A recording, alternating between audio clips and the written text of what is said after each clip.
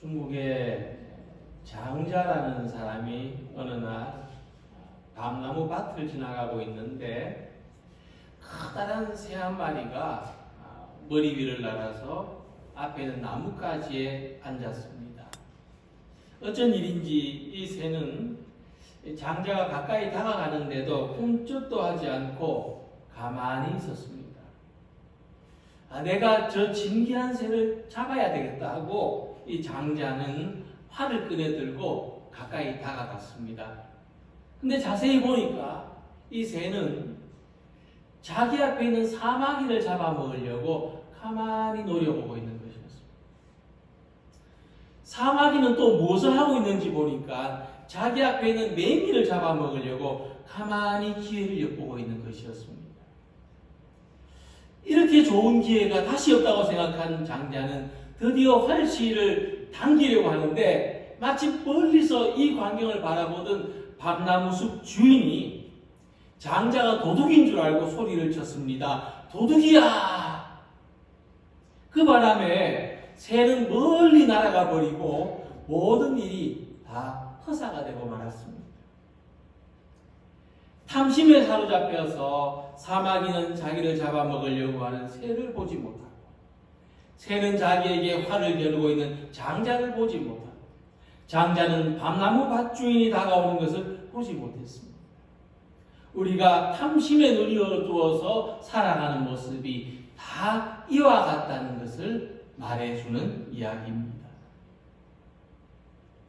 예수님은 눈은 몸의 등불이니 그러므로 내 눈이 성하면 온몸이 밝을 것이요 눈이 나쁘면 온몸이 어두울 것이니라고 하셨습니다. 이 말씀에서 눈은 마음이나 영혼을 가리킵니다. 그렇다면 사람의 마음과 영혼은 무엇 때문에 어두워집니까? 하나님께서 돌보시고 하나님께서 공급해 주시는 것에 만족하지 못하고 조금이라도 더 많이 가지기 위해서 욕심을 내다 못해 그것을 주인처럼 섬기는 것을 눈이 나쁘면이라고 말씀하신 것입니다. 그러니까 사람의 마음과 영혼이 어두워지면 주인이 아닌 것을 주인으로 섬기려고 하게 되는 것입니다. 사람이 재물의 욕심에 눈이 어두워지면 결국 섬겨야 될 하나님을 주인으로 섬기지 못하고 사용해야 될 재물을 주인으로 섬기게 된다는 것입니다. 그래서 눈이 나쁘다고 말씀하신 것은 단순히 글자가 잘 보이지 않는다는 것과는 다른 뜻입니다. 예수님은 이것을 온 몸이 어두울 것이니라고 하셨습니다. 그러니까 마음이 어두워지고 영혼이 어두워지고 믿음이 어두워진다는 것입니다. 그 결과로 진실이 왜곡되게 보이는 것입니다. 우리가 하나님의 은혜와 하나님의 보살핌으로 산다는 것이 진실입니다. 그런데 그것이 아니라 재물이 가진 힘으로, 내 능력으로, 내가 가진 권세의 힘으로 살아가는 줄로 잘못 이해하게 되는 것입니다. 그러므로 우리들은 탐심의 눈이 어두워질 것이 아니라 믿음의 눈이 밝아져야 되겠습니다. 그래서 우리가 삶의 진실을 바르게 알고 하나님은 섬김의 대상이고 사람은 나눔의 대상이고 재물은 사용의 대상이라는 것을 잘 분별하고 살아가는 모든 성도들이 되시기를 소망합니다. 먼저 예수님께서는 너희를 위하여 보물을 땅에 쌓아두지 말라고 말씀하십니다. 예수님 시대에 살던 사람들이 보물을 쌓아두는 곳은 땅이었습니다. 하지만 땅에 쌓아둔 것은 안전하거나 영원할 수가 없습니다. 예수님 말씀처럼 옷에는 조미 먹고 동전은 녹이 슬고 값진 물건은 도둑이 구멍을 뚫고 훔쳐가는 일이 빈번히 일어났기 때문입니다. 그래서 역사가 지속되는 동안 이 사람들은 이 보물을 땅에 안전히 보관할 수 있는 온갖 방법들을 생각해냈습니다. 어떻게 하면 내가 가진 보물을 안전히 보관할 수 있을까? 요즘과 같은 시대에는 은행에 맡겨두거나 땅이나 집을 사거나 또는 보이지 않는 자산에 투자하면 안전하게 지켜지고 뿐만 아니라 더 많은 수익이 생길 것이라고 생각하게 됐습니다.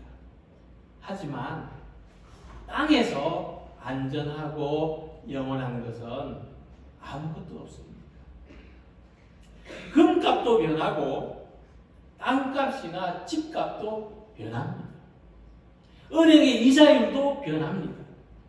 그래서 누구든지 자기의 소중한 보물을 땅에 쌓아두려고 한다면 혹시 잃어버리지는 않을까 하는 이 마음에 언제나 불안한 마음으로 살아갈 수밖에 없을 것입니다.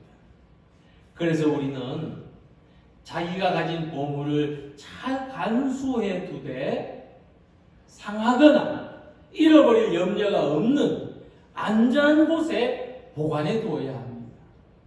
그러면 어떻게 보관하는 것이 안전할까? 금색이 최고의 발견이라고 하는 것이 이 이집트의 그 투탕카멘 왕의 피라미드를 발굴한 것입니다. 이 무덤에서는 엄청난 보물이 나왔습니다. 그 중에서도 가장 유명한 것은 저 황금으로 만든 가면과 또 3,000년 동안이나 녹이 슬지 않는 금속으로 만든 단금입니다. 뿐만 아니라 무덤 입구에 만들어진 방 안에서는 황금으로 장식된 약 700여 점의 유물들이 발견됐습니다. 그리고 무덤 뒤의 별실에서는 또 약 2,000여 점이 넘는 보물들이 나왔습니다. 도굴을 당하지 않았기 때문에 이렇게 그대로 보존이 되었던 것입니다. 이 투탕카멘은 이집트 18왕조의 12대 왕이었는데 18살의 나이로 세상을 떠났습니다. 그런데 이처럼 엄청난 보물이 묻힌 무덤이었다는 걸 생각해 보면 살았을 땐 얼마나 더 많은 영광을 누렸을지 충분히 짐작해 볼 수가 있습니다. 그러나 그 많은 보물의 대부분은 영국의 박물관에 전시되어 있습니다. 이것을 생각해 보면 사람이 땅에 쌓아둔 보물에서 얻는 영광은 참 얼마나 보잘것없는가, 얼마나 헛된 것과 같은가 하는 사실을 알 수가 있는 것입니다. 그래서 예수님은 우리의 보물을 하늘에 쌓아두라고 말씀하십니다. 오직 너희를 위하여 보물을 하늘에 쌓아두라. 우리를 위해서입니다. 너희를 위하여. 왜냐하면 하늘에는 조음도 없고 녹이 서는 일도 없고 도둑도 없기 때문입니다. 자기 보물을 하늘에 쌓아둔다는 것은 하나님의 일을 위하여 사용하는 것을 의미하기도 하고 가난한 이웃을 위하여 구제하는 의미로도 볼 수가 있지만은 보다 더 큰 의미는 땅에 있는 것을 보물이라고 생각하지 말고 하늘에 있는 것을 진정한 보물로 생각하라는 말씀입니다. 땅에 있는 것은 사람이 사는 동안에만 가치를 부여해 놓은 것이기 때문에 하늘에서는 아무 가치가 없고 쓸데가 없습니다. 땅에서 재벌이 하늘에서도 재벌일 수도 없는 겁니다. 하늘에 있는 보배를 발견하지 못하고 땅에 있는 것만 전부로 알고 사는 사람은 한 번도 빛을 보지 못하고 어둠 속에서만 살다가 마치는 것과 같습니다. 그래서 예수님의 비유를 보면 부자와 거지 나사로가 나오는데 이들은 하늘에 가서 완전히 처지가 바뀌었습니다. 부자는 고통을 받고 나사로는 아브라함의 품에서 위로를 받습니다. 부자도 죽어 장사됨에 그가 음부에서 고통 중에 눈을 들어 멀리 아브라함과 그 품에 있는 나사로를 보고라고 했습니다. 부자는 땅에서 호의호식했지만 하늘에서는 어두움 속에서 고통을 받으며 지내야했습니다.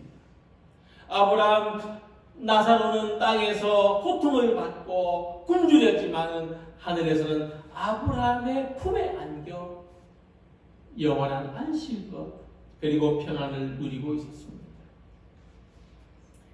이 하늘은 하나님이 다스리시는 세계를 말합니다. 그래서 우리가 비록 땅에서 살지만 하나님이 다스리시는 세계를 바라보면서 믿음으로 살아가는 것이 참으로 잘 사는 길입니다.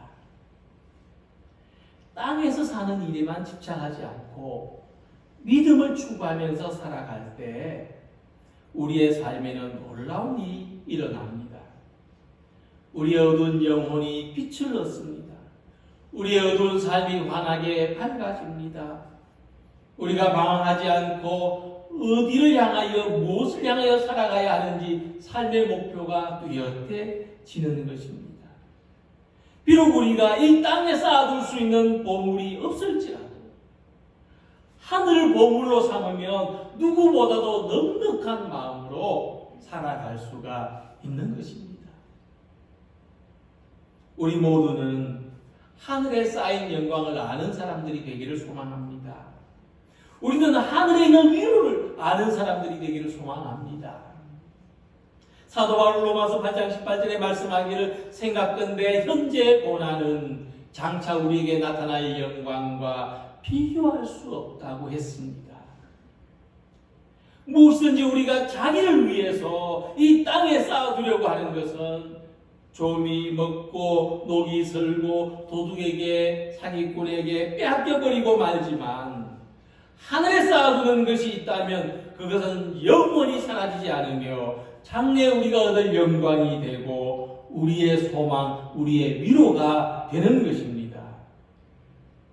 땅에서는 우리가 많은 것을 쌓아두지 못하고 살아갈지라도 하늘에 있는 영원한 생명과 하나님 나라와 부활의 영광을 바라보면서 하나님 보시기에 선한 삶을 쌓고 하나님이 기뻐하시는 일을 많이 쌓아가는 우리 모두가 되시기를 소망합니다.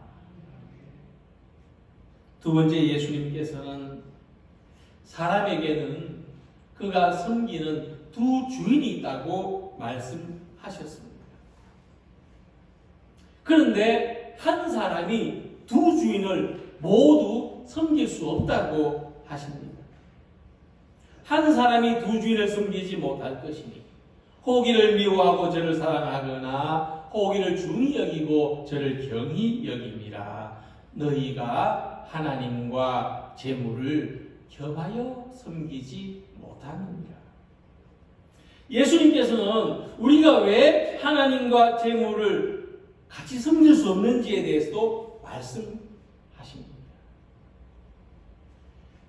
사람이 섬겨야 할 주인, 우리가 섬길 수 있는 주인은 하나님 한 분밖에는 없기 때문입니다.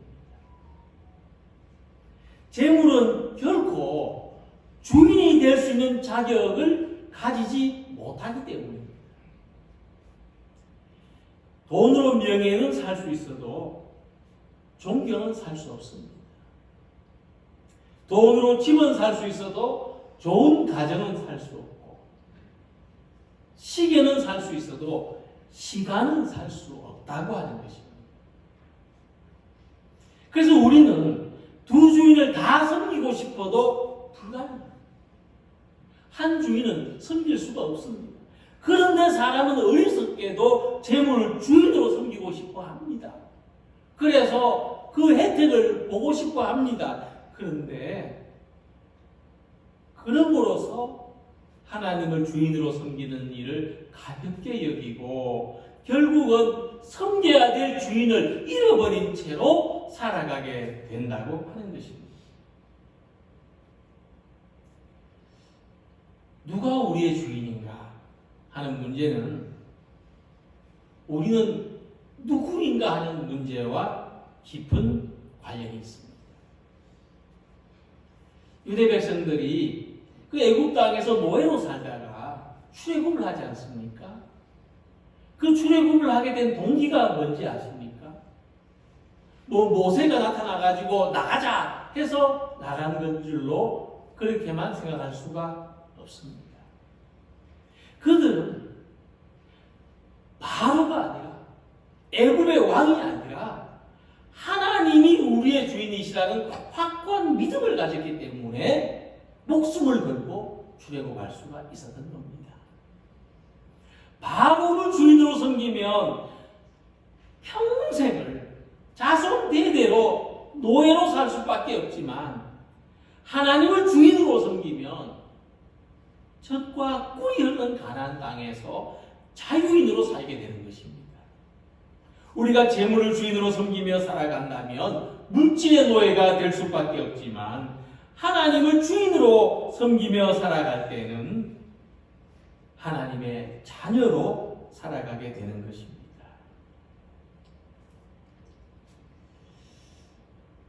노예와 자녀의 삶은 다를 수밖에 없습니다. 로마 시대 사람들은 노예가 주인을 잘 섬기면 그에 합당한 보상을 해줬습니다. 일종의 노예 관리법입니다. 먼저는 칭찬을 해줍니다. 잘했다고. 좀 더 잘하면 상을 주는데 돼지고기나 과일이나 평소에 먹지 못하는 진귀한 음식을 상으로 줍니다. 좀 더 잘하면 쉽고 편한 일을 맡겨서 고생들을 시켜줍니다. 그리고 진급도 시켜줍니다. 그리고 아주 잘한 노예는 주인이 여행을 갈 때에 함께 데려갑니다. 이것을 보고 어떤 사람들은 말합니다. 야, 요즘하고 똑같구나. 요즘도 직장생활 잘하면 상 주고 특별 보너스 주고 해외여행 보내주는데 너무나 흡사하구나 하는 이야기를 합니다. 그러나 노예한테 가장 큰 상은 뭐겠습니까? 노예한테 가장 큰 상은 그가 자유인이 되도록 해주는 거 아니겠습니까? 아주 드문 경우에 그런 일이 있었지만은 거의 대부분의 로마 시대의 주인들은 노예한테 그런 상을 베풀지 않았습니다. 노예는 잘해도 노예일 뿐이죠. 하지만 하나님은 우리들을 종으로 삼지 않고 자녀로 삼으셨습니다. 사랑하는 자들아, 우리가 지금은 하나님의 자녀라고 요한일서 3장 2절의 말씀과 같이 전에는 죄의 종이었던 우리들이 이제는 하나님의 자녀가 된 것이 무엇보다도 귀중한 은혜입니다. 하나님이 우리에게 주신 선물입니다. 재물을 주인으로 섬기면 우리에게 아무것도 해줄 수 없는 생명이 없는 물질의 노예가 되어서 살지만 하나님을 주인으로 섬기면 하나님의 자녀가 됩니다. 자녀이면 또한 상속자, 곧 하나님의 상속자요라는 말씀처럼 우리는 하나님의 상속자가 됩니다. 영원한 생명을 받습니다. 하나님 나라를 받습니다. 은도 내 것이요 금도 내 것이니라 만군의 여호와의 말이니라고 하신 저런 말씀처럼 하나님 은혜 안에서 하나님 자녀의 축복을 받으며 살아갈 수가 있는 것입니다. 그래서 우리들에게 이와 같은 은혜를 주시는 하나님과 좋은 관계 속에서 살아가는 성도 여러분들이 되시기를 바랍니다. 하나님을 잘 섬기는 것이 우리가 땅에서 누리는 최고의 복이라는 것을 아시고 능력이나 가진 것에 많고 적음에 상관없이 하나님을 섬기는 일에 마음과 정성을 다하는 성도들이 되시기를 소망합니다. 그리고 주님께서는 내 보물이 있는 그곳에는 내 마음도 있느니라 말씀하셨습니다. 우리 마음이 어디 있는가? 우리 마음은 현상적으로 보물 있는 곳에 우리 마음이 있는 겁니다. 보물 있는 곳에 마음도 있다고 하셨으니까 그 보물은 뭐냐? 방금 전까지 제가 지금 이 말씀을 드리는 이 순간까지 우리가 잠시 생각하고 있던 것이 우리 보물입니다. 최소한 하루에 5번 이상 생각하는 것이 나의 보물입니다. 여러분들은 하루에 5번 이상 방금 전까지 잠깐씩 무엇을 생각하셨습니까? 그게 내가 보물로 여기는 겁니다. 물질을 생각하면 물질이 우리의 보물일 것이고, 하나님을 생각한다면 하나님이 우리의 보물일 것입니다. 미운 일을 생각한다면 미움을 나의 보물로 삼는 것이고, 상처받은 일을 생각한다면 상처를 나의 보물로 삼는 것입니다. 이렇게 우리는 아무런 가치도 없고 아낌없이 버려야 할 것에 불과한 것을 보물로 삼고 내 마음의 가장 소중한 곳에 갖다 놓고 자꾸 생각하면서 살아갈 수도 있습니다. 그래서 우리는 앞서 본을 보여주신 믿음의 선배들처럼 믿음 생활을 잘하는 일에 진심을 다하는 성도들이 되시길 바랍니다. 교회와 이 믿음의 공동체를 위한 일에 마음을 두고 하나님을 섬기는 일에 마음을 두고 하나님을 기쁘시게 하고 하나님을 영광되게 하는 일에 마음을 두고 살아가는 성도들이 되시기를 바랍니다. 그리고 보물은 무엇입니까? 우리 눈이 향하는 곳입니다. 사람은 눈에 보이는 대로 보는 것이 아니라 자기가 보고 싶은 것을 본다고 합니다. 그래서 자꾸 눈이 향하는 곳이 그것이 우리의 보물인 겁니다. 그래서 우리는 좋은 것을 보려 하고 아름다운 것을 보려 하고 유익한 것을 보려 하고 삶과 믿음에 유익한 것을 특별히 볼 수 있어야 하는 것입니다. 그래서 예수님은 말씀하기를 너희 눈은 봄으로써 복이 있다고 하셨습니다. 그것은 우리가 주님을 자꾸 바라볼 때 그때 복이 있다는 말씀입니다. 주님은 병든 사람을 일으키셨습니다. 떡 5개 물고기 2마리로 5,000명을 먹이셨습니다. 물이 변하여 포도주가 되게 하셨습니다. 죽은 나사로를 다시 살리셨습니다. 그러나 그때 사람을 바라보고 떡을 바라보고 포도주를 바라보고 하는 것이 아니라 이 모든 역사를 일으키신 주님을 바라보는 사람에게 복이 있는 것입니다.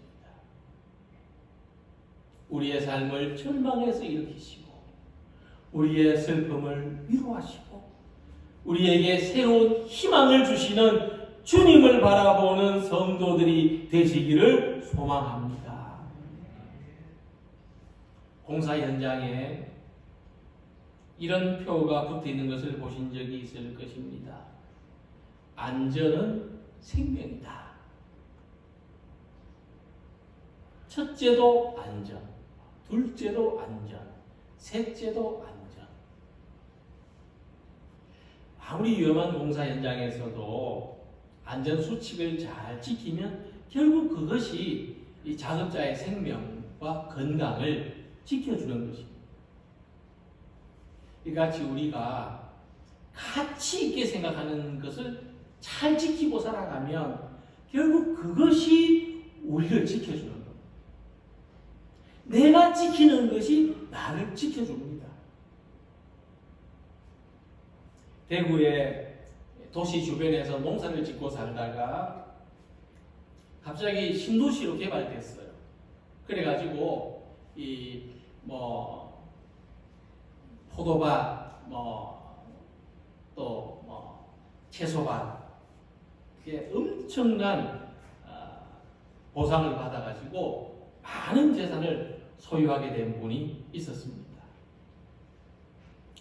근데 사람이 자기 능력으로 감당할 수 없을 만큼 많은 소유가 생기면 그것이 복이 아니라 화가 된다는 것을 알았습니다. 명예도 마찬가지. 자기 분에 넘치는 것을 소유하면 화가 됩니다. 돈 때문에 그는 가족과 사이가 나빠졌습니다.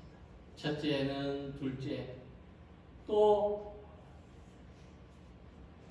사이와 딸은 또 다른 형제들 원망하고 아버지를 원망하고 뿔뿔이 헤어졌습니다.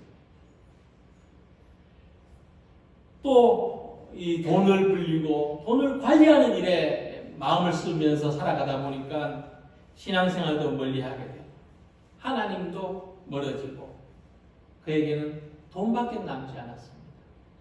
재산은 정말 많았습니다. 그런데 나이가 들어서 병원으로 돌아가시던 날에 이런 유언을 남겼습니다. 그는 너무나 죽음이 두려웠습니다. 왜 두려웠느냐? 이 돈 다 어떻게 하나? 이 돈 다 어떻게 하나? 그러면서 세상을 떠났다고 합니다. 어느 교회에서 실제로 있었던 이야기입니다. 우리가 힘써 지키는 것이 우리를 지켜줍니다. 결정적인 순간에 우리를 지켜주는 것은 재물이 아닙니다. 하나님을 믿는 믿음입니다.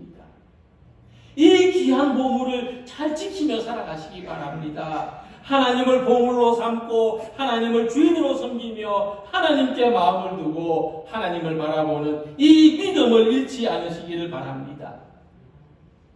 마지막까지 우리들에게 이 귀한 본을 보여주고 떠나신 고 김명재 장로님처럼 소유의 많고 적음에 의해서 살아가는 것이 아니라 믿음에 의해서 살아가는 모든 성도들이 다 되시기를 주님의 이름으로 기원합니다. 기도드리겠습니다.